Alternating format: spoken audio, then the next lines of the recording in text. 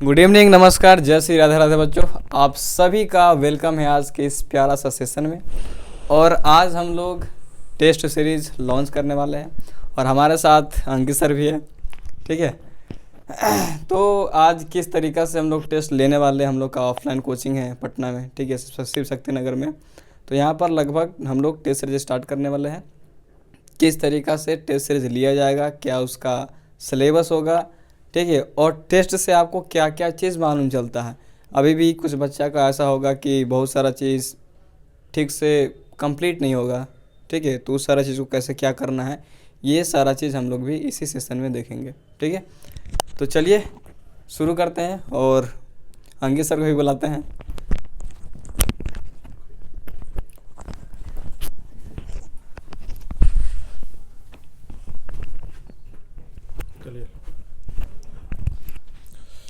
स्वागत है आप सभी का लक्ष्यवेदी ऑनलाइन क्लास के प्लेटफॉर्म पे। मेरा नाम अंकित है। हम लोग आज टेस्ट सीरीज के बारे में बात करने के लिए आए हैं। जो बच्चा 2026 में 10th बोर्ड का एग्ज़ाम दे रहे हैं, चाहे आप बिहार बोर्ड से पढ़ रहे हैं या CBSE बोर्ड से पढ़ रहे हैं, तो आपके लिए जो है एकदम पूरा टेस्ट का पूरा इंतजाम है। और टेस्ट से क्या बेनिफिट है, उससे हमें क्या क्या मिलने वाला है, और टेस्ट हमें क्यों देना चाहिए, तो हम इस सब पे बात करेंगे। और हम लोग उस पर क्या करने वाले हैं। हम लोग का जो इंस्टीट्यूट है, जो हम लोग का जो टीम है पूरा, करीब करीब हम लोग 8 से 10 टीम है, टीचर लोग मिलके एक एक सब्जेक्ट पे हम लोग काम करते हैं। और फिर जाके हम लोग जो है आपके सामने यहाँ पे देखिए प्रेजेंट हुए हैं, जिसमें देखिए यहाँ पे रिवीजन, डिस्कशन, रिवीजन, फिर लिखना है आपको टेस्ट, फिर डिस्कशन करना है और फीडबैक बहुत ज़रूरी होता है कि आपको कहाँ काम करना चाहिए, है ना। तो सबसे पहले हम छोटा छोटा बात बता देते हैं कि हम लोग जो है टेस्ट सेम उसी तरह से करवाते हैं। जैसे मान लीजिए कि आप एक बच्चा 10th CBSE बोर्ड से बोर्ड एग्ज़ाम दे रहा है या बिहार बोर्ड से, तो जैसे आपका एग्ज़ाम हॉल में क्वेश्चन पेपर आता है ना, जितना मार्क्स का आता है, जिस टाइप का क्वेश्चन होता है, that means objective, subjective, 2 number का, 3 नंबर का, 5 नंबर का, जितना भी होता है वो सब हम लोग उसी तरह से करते हैं, है ना। आपको MR मिलेगा, आपको कॉपी लिखने के लिए मिलेगा, सेम आपको टाइम मिलेगा 2 घंटा जो 3 घंटा होता है आपका। तो पूरा एकदम एक तरह सोच सकते हैं कि डेमो हो जाता है एक तरह, है ना। जैसे आप बोर्ड पे में जाकर देते हैं और जो यहाँ होगा बस डेमो है, बस वही है कि आप यहाँ पे दीजिएगा, वहाँ पे दीजिएगा। तो टेस्ट के क्या क्या बेनिफिट उसमें बात करेंगे, बस आपको हम बताएं कि टेस्ट है क्या। तो आगे हम लोग देखते हैं कि पहले हम लोग टेस्ट 2 तरह से कराएंगे। एक है हमारा सेक्शनल टेस्ट जो कि पूरे दिसंबर भर चलेगा, और एक हमारा है फुल लेंथ टेस्ट। नहीं तो चलिए वहाँ पर ले चलिए।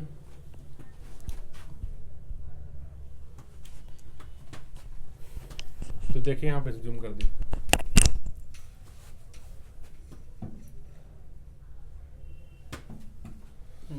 विजुअल होगा। तो सबसे पहला टेस्ट जो हमारा स्टार्ट होने वाला है दिसंबर में, ठीक है, वो 13 तारीख को है, सैटरडे को है, इवनिंग में 4 बजे से आपका टेस्ट होने वाला है। और सबसे पहला टेस्ट होगा आपका साइंस का, ठीक है। इसी सीक्वेंस में लगभग इस मंथ में 9 टेस्ट है, ठीक है। सबका डेट भी मेंशन है, डे भी मेंशन है, किस शिफ्ट में होगा और कब होगा, कौन कौन सब्जेक्ट होने वाला है, ये सारा चीज़ यहाँ पर मेंशन कर दिया गया है, ठीक है। तो आप लोग देख सकते हैं टोटल चीज़ है। और ये जो 5वां टेस्ट यहाँ पे जो टेस्ट है, लैंग्वेज वाला टेस्ट जो है यहाँ पे, इसमें स्टार इसलिए लगाया गया है कि लैंग्वेज में इंग्लिश का पेपर होगा जो बच्चा 10th CBSE बोर्ड से दे रहे हैं, और संस्कृत या मैथिली का पेपर होगा जो बच्चा बिहार बोर्ड से दे रहे हैं, है ना। आपका एक टेस्ट जो है वो 60 से 80 मार्क्स का होगा। बोर्ड पैटर्न पे लिखा हुआ है यहाँ पे, question pattern based on totally board exam, है ना। टेस्ट का सिलेबस क्या होगा वो आपको नेक्स्ट पेज पे दिया हुआ है, वो हम लोग आगे आपको डिस्कस करते हैं। तो ये देखिए यहाँ पर लिखा हुआ है पूरा आपका कौन सा टेस्ट आपका कब है, किस दिन है ना, मॉर्निंग में, इवनिंग में है, टाइम क्या है, और आपका सब्जेक्ट क्या है। आप एक बार क्लियरली इसको देख लीजिए। तो अगला पेज देखिए, ये जो पेज है ये सिलेबस वाला, इसके बारे में बताइए सब। तो पहला टेस्ट आपको पता है, ठीक है, कि साइंस का होने वाला जो कि सैटरडे को होगा 13 तारीख को, जिसमें आपका ये सेक्शनल टेस्ट आपको मालूम चल गया था कि पूरा दिसंबर में हम लोग पहले सेक्शनल टेस्ट लेंगे, यानी कि आपको पहले चैप्टर्स पर पूरा काम करना है। चैप्टर पूरा कंप्लीट हो गया, फिर जा करके हम लोग फुल लेंथ टेस्ट फिर से जनवरी में लेंगे।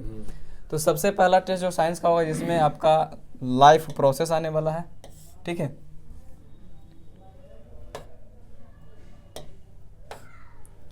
लाइव प्रोसेस आएगा, जय प्रक्रम हिंदी जो बिहार बोर्ड में पढ़ते हैं उनके लिए, control in coordination, chemical reaction and equation, acid base and salt, light reflection and refraction, human ion colourful world. तो ये 6 चैप्टर है जो आप लोगों को पहला टेस्ट में यानी कि साइंस में जो कि इवनिंग में होने वाला सैटरडे को उसमें रहेगा। और इस टेस्ट को देने से पहले आप लोगों को ये सारा चैप्टर को सबसे पहले रिवीजन कराया जाएगा, ठीक है। क्या कि बहुत सारा बच्चा ऐसा भी है जिसका अभी तक भी सिलेबस कंप्लीट नहीं करना है, किया हुआ है। और दूसरी बात कि सर बहुत सारा बच्चा ऐसा भी होता है जिसको अभी ये नहीं मालूम चलता है कि लास्ट समय में करना क्या है। वैसे हम लोग का जो है सिलेबस ख़त्म हो चुका है, पहले बताते हैं। एसएसटी का आधा सिलेबस जो है ख़त्म है, पॉलिटी और क्या कहते हैं इकोनॉमिक्स सबका पूरा ख़त्म हो गया। बाकी जो आपका सब लास्ट चैप्टर चल रहा है। साइंस पूरा कंप्लीट है, मैथ में भी वो अंतिम में चल, हम लोग यहाँ सब सिलेबस लगभग अंतिम चल रहा होगा। बिहार बोर्ड में लास्ट चैप्टर बायोलॉजी का चल रहा है, तो सोच सकते हैं। और उसमें भी पॉलिटी और इकोनॉमिक्स वगैरह सब खत्म है, सब लास्ट चल रहा है हम लोग का सिलेबस। तो हम लोग ये सब टेस्ट ले रहे हैं। बाकी हम मान के चलते हैं कि आप सबका भी सिलेबस लगभग कंप्लीट ही होगा, है ना, नॉर्मली हर जगह, है ना। तो पहला टेस्ट का सिलेबस जैसा कि आपको दीपक सर बताएं, टेस्ट 2 जो है वो आपका लैंग्वेज पेपर होगा, यानी हो सकता है हिंदी का हो, इसीलिए जो है ना उसमें हिंदी लैंग्वेज पेपर में जो है पूरा सिलेबस आएगा आपका, है ना। हाँ, ये देखिए आपका मैथ का टेस्ट है, test number 3, real number, polynomial, pair of linear equation, फिर एक्वाटिक इक्वेशन, एपी और आपका है प्रोबेबिलिटी, है ना। ये आपका मैथ का सिलेबस है। फिर उसी तरह देख लीजिए टेस्ट 4 का सिलेबस है। मतलब ये उतना हम नहीं बताते हैं, फिर आप यहाँ पे देख लीजिए, है ना।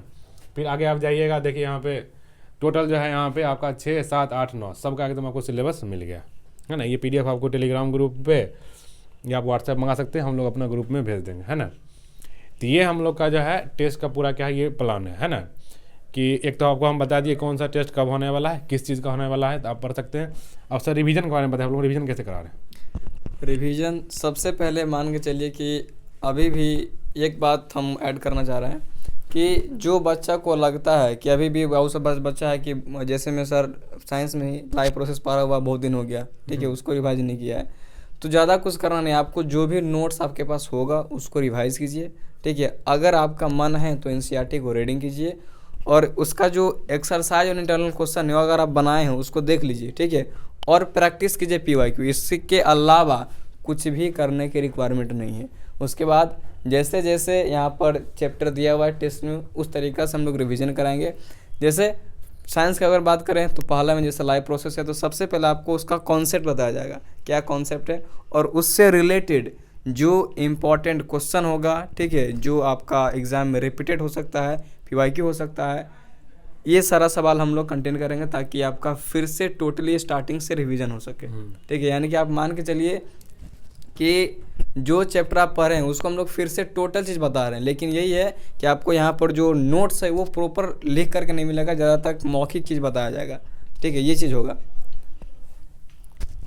अब हम लोग जो है टेस्ट के बेनिफिट पे कुछ बात कर लेते हैं, है ना।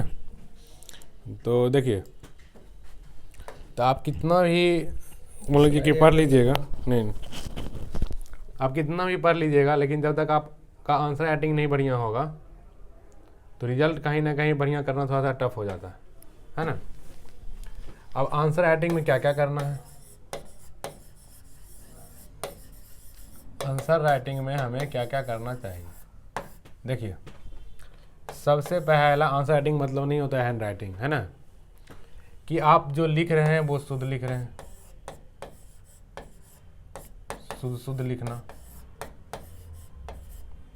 है ना। दूसरा, आप जैसे क्वेश्चन पूछा गया आप क्वेश्चन के अनुसार लिख रहे हैं, है ना, यानी कि अकॉर्डिंग टू क्वेश्चन आपको आंसर देना, है ना। यानी कि जो जैसा पूछा जा रहा है, जैसा आपको हम अगर मान लीजिए पूछा जा रहा है कि प्रकाश किसे कहते हैं, है ना, या प्रकाश के बारे में 4 बात बताइए, या फलना क्या है चिलना क्या, ये अलग अलग क्वेश्चन का जो है ना अलग अलग उसका क्या था आंसर करने का फ्रेमिंग तरीका होता है। हम हर सवाल का जवाब एक ही तरह से नहीं दे सकते।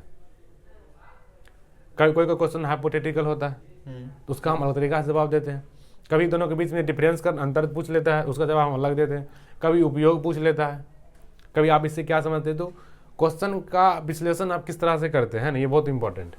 फिर जो है नंबर 3, ज़्यादा नहीं थोड़ा सा ध्यान रखना पड़ता है, ये सब जरूरी है बढ़िया नंबर लाने के लिए। नंबर 3 में देख लीजिए, हम पहले शुद्ध लिख रहे हैं, नंबर 3 क्वेश्चन के अनुसार लिख रहे हैं, हमारा कंटेंट जो है वो बढ़िया होना चाहिए, लिखने का जैसे मान लीजिए क्या कि 70 से 80 वर्ड में लिखना है और आपको आ रहा है भले 200 वर्ड, लेकिन हम वो 200 वर्ड में बढ़िया लिखेंगे इसमें 70-80, मतलब कि प्रभावशाली आंसर हो, है ना, बहुत जरूरी है। चौथा में हम लोग क्या करेंगे, वो हमारा है टाइम मैनेजमेंट। बताइए कई सारा ऐसा बच्चा आपको शिकायत करते हुए मिलेगा, है ना, कि एग्ज़ाम ख़त्म हो गया, सर पेपर लिखने आ गया, सवाल पूरा हुआ ही नहीं। टाइम मैनेजमेंट, जो ये टेस्ट दीजिएगा तो आपको टाइम मैनेजमेंट समझ में आ जाएगा कि हम पूरा सवाल कर पा रहे हैं या नहीं कर पा रहे हैं। पाँचवा, कभी कभी हम लोग कॉमन एरर करते हैं कि मान लीजिए कि हमें आंसर ए करना था, जल्दबाजी में हम बी मार दिए, और ऐसा जो है हम हर सब्जेक्ट में 2-3 गलती कर दी। तो बताइए आपका 15 नंबर, तो ऐसे 15 मार्क्स तो आपका ऐसे चल गया। तो गलती हम कितना कम से कम करें, इसलिए टेस्ट देना जरूरी है। अब एक चीज़ क्या है, जब आप इतना क्वेश्चन आप करिएगा, जब डिस्कशन होगा तो एक तक आपका कॉन्सेप्ट बिल्डिंग हो जाएगा, रिवीजन भी पूरा हो जाएगा। नहीं तो घर में बैठे बैठे आप कितना ही पढ़ लीजिएगा, आपको पता ही नहीं चलेगा कि मेरा तैयारी कितना हुआ है। लेकिन जब हम टेस्ट देने के लिए आएंगे तो हमें पता चल जाएगा कि हमको कहाँ पे दिक्कत है, कहाँ पे हमें काम करना चाहिए। कुछ सर आप बताइए टेस्ट के बेनिफिट के बारे में। टेस्ट में सर होता ये है कि अब बहुत सारा बच्चा ये है कि अगर मान के चले कि टेस्ट नहीं दे रहा है तो डायरेक्टली एग्ज़ाम में जाने से उसके अंदर हेजिटेशन और फेयरनेस बहुत ज़्यादा होता है। ठीक है, किस तरीके से पेपर लिखना है, कौन सा सेक्शन पहले अटेम्प्ट करना है, तो ये सारा चीज़ आपको मालूम चलेगा टेस्ट देने से ही। ठीक है, जैसे आप टेस्ट दोगे तो जैसे सर बताएं कि आंसर राइटिंग किस तरीके से पूरा करना है, ठीक है, वर्ड लिमिट सब ध्यान रखना है, सारा चीज़ ये सब बताने के बाद आपको जैसे टाइम मैनेजमेंट हो गया, तो टाइम में आपको ये पता चलेगा ना कि सबसे पहले कौन सा सेक्शन को उठाए तो ज़्यादा बेहतर तरीक़ा से आप लिख पा रहे हो, टाइम मैनेज हो पा रहा है। नहीं तो सर बहुत सारा बच्चा ऐसा होता है कि पहला ऑब्जेक्टिव उठा लिया, पर उसी को सॉल्व करते रहे, 1 आध घंटा निकाल दिया है, बाकी सब्जेक्टिव छूट गया। तो ये सारा चीज़ आपको टेस्ट देने से ही मालूम चलेगा कहाँ पर क्या दिक्कत हो रहा है, ठीक है, किस सब्जेक्ट में कौन सा टॉपिक पर ज़्यादा आपको काम करना है, किस पर काम कम करना है। ये सारा चीज़ आपको टेस्ट में जो एनालिसिस होगा उस एनालिसिस करने से मालूम चलेगा। अब प्रॉपर हम लोग कॉपी जांच करके एक प्रॉपर फीडबैक देते हैं, ठीक है ना, आपको सुझाव देते हैं कि आपको यहाँ पे ठीक कम करना चाहिए। हम लोग यहाँ बैठा के पढ़ाते भी हैं, समझाते भी, तो बहुत बढ़िया होता है, कोई दिक्कत नहीं, मज़ा आता है। तो यही था पूरा टेस्ट के बेनिफिट, है ना। बाकी रिवीजन करते रहिए, पूरा अपना मन लगा के पढ़ते रहिए। लेकिन इतना जान लीजिए कि कोई बच्चा को मान लीजिए कि 60% 65% नंबर आ रहा है, लेकिन अगर वो टेस्ट पूरा लक्ष्यवेदी का पूरा टेस्ट अगर लिख दिया तो वो कम से कम 10-15% नंबर तो ऐसे बढ़ जाएगा, कोई समस्या नहीं है। बिल्कुल। अच्छा, ऐसा नहीं है हम लोग क्वेश्चन जो है ना कहीं से उठा कर ला के दे देते हैं, नहीं। अब क्वेश्चन सेटिंग फ्रेम करने का क्या हम लोग का तरीका है, हम लोग कम से कम पिछले 3 या 4 साल का क्वेश्चन का पूरा एनालिसिस करते हैं, फिर जाके हमारा जितना पेपर होता है तब जाकर हम क्वेश्चन से करते हैं। ये नहीं कि कहीं से उठा कर अपना क्वेश्चन दे दिए, कभी नहीं। चाहे हम 2 ही टेस्ट करवाए, 4 ही टेस्ट करवाए, लेकिन हम जो भी करवाते हैं वो बढ़िया बेहतरीन तरीक़ा से पिछले वाला बच्चा सब पता कर सकते हैं, है ना। कई सारा ऐसा सवाल है जो डायरेक्टली आ गया था, हम क्लासरूम में दिखाए भी, है ना। यूट्यूब पे हम लोग बहुत कम दिखाते हैं, उतना हम लोग के पास समय नहीं मिल पाता, ये हम लोग को थोड़ा सा कमी है ना। हम लोग कोशिश करते हैं कि यूट्यूब पे भी कंटिन्यू रहने के लिए, लेकिन कई सारा ऐसा सवाल क्वेश्चन जो है डायरेक्टली जो है वो हम लोग के यहाँ से हुबहू आ गया एकदम, जो हम लोग टेस्ट में लिए थे। इसमें कोई रॉकेट साइंस नहीं है, हम ये नहीं कह रहे हैं कि हम 30 मार्क कहाँ हो गए, हम क्वेश्चन टकरा दिए ना, पूछेगा कहाँ से। सही बात है, सिलेबस लिमिटेड है, सिलेबस वही है, पूछेगा कहाँ से, ऐसा कोई बड़ा बात इसमें नहीं है ना। तो हम यही कहेंगे कि आप लक्ष्यवेदी टेस्ट बहुत जरूरी है, हम लोग बहुत ही मिनिमम फी में हम लोग टेस्ट करवाते हैं। आप जितना आप कम फीस सोच नहीं सकते हैं, मतलब जितना एक टेस्ट पर लागत होता है हम लोग वही फ़ी लेते हैं बाकी। और हमारे यहाँ जो बच्चा पढ़ता है उसका कोई फ़ी नहीं लेगा लगता है ना। बाहर के बच्चे का फ़ी लगता है ना। बाकी जो बच्चा हमारे यहाँ से पढ़ रहा है उसके लिए कोई यहाँ पे कोई चार्ज नहीं है ना। लीजिए कुछ क्लोजिंग लाइन। तो यही है कि अगर आप लोग को ये भी होता है कि क्या स्ट्रेटजी होना चाहिए 2 मंथ में, किस तरीके से प्रिपरेशन करना है, तो सिंपल बात है, जिस तरीक़ा से टेस्ट में आपका सीक्वेंस बाय सीक्वेंस चैप्टर दिया हुआ है प्रॉपर उसी तरीक़ा से रिवीजन करना स्टार्ट कीजिए। पूरा दिसंबर तक आपका टोटल के टोटल 5 सब्जेक्ट अच्छा से रिवाइज हो जाएगा, ठीक है। फिर उसके बाद आप फुल इन टेस्ट देना शुरू करेंगे, लगभग जब तक टेस्ट चलेगा, ठीक है, या फिर 30 जनवरी तक चले या फिर उससे पहले वो समाप्त हो, क्योंकि बोर्ड एग्जाम आ जाता है, बिहार बोला बोला सबको, उसको घर जाना होता है, ठीक है। तो ये सारा चीज़ फिर जब होल सिलेबस का टेस्ट देखो तो और मालूम चलेगा कि कहाँ पर क्या क्या दिक्कत आ रहा है, क्या ठीक करना है, ये सारा चीज़ हो जाएगा। और इस तरीके से बीच बीच में रिवीजन भी करते चलेंगे तो आराम से हो जाएगा, कोई दिक्कत नहीं होगा। पूरा 2 महीना बहुत ही ज़्यादा इंपॉर्टेंट है और अभी ज़रूरी है कि जितना जल्दी हो टेस्ट सीरीज में आप लोग एडमिशन ले लीजिए, ठीक है। तो मिलते हैं फिर से अगले सेशन में, तब तक के लिए अगले सेशन मतलब अगले वीडियो में मिलेंगे। गुड ठीक कोर्स। है? हमको लगा तो आज 27 में बात कर दिया। नहीं अगले अब मिलेंगे, क्या बोलते हैं, अगले क्लास में रिवीजन वाला में, रिवीजन वाला क्लास में हम लोग मिलेंगे। है हम लोग कोशिश करेंगे कि यूट्यूब पे लगातार आपको आके पढ़ाए। हम लोग के पास सारा व्यवस्था है, लेकिन हम लोग के पास समय का अभाव होता है, क्या कि अभी जस्ट ही कुछ देर पहले ऑफलाइन क्लास हम लोग का ख़त्म हुआ है ना।